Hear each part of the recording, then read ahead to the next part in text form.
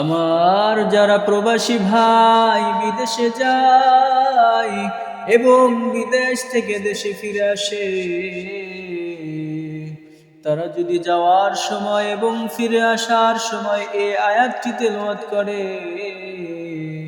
আল্লাহ পাক রব্বুল আলামিন তাদের সফলটাকে সম্মানের সাথে করে দিবে।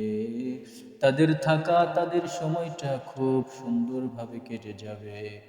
আয়াতটা হচ্ছে রব্বি আদখিলনি মুদখালা সিদকি ওয়া আখরিজনি মুখরাজা সিদকি ওয়াজআলনি মিন লাদুনকা সুলতানান নাসীরা। হে আমার প্রতিপালক, তুমি আমাকে সঠিকভাবে প্রবেশ করাও এবং সঠিকভাবে বের করো। আমার জন্য তোমার নিকট হতে সাহায্যকারী শক্তি দান করো।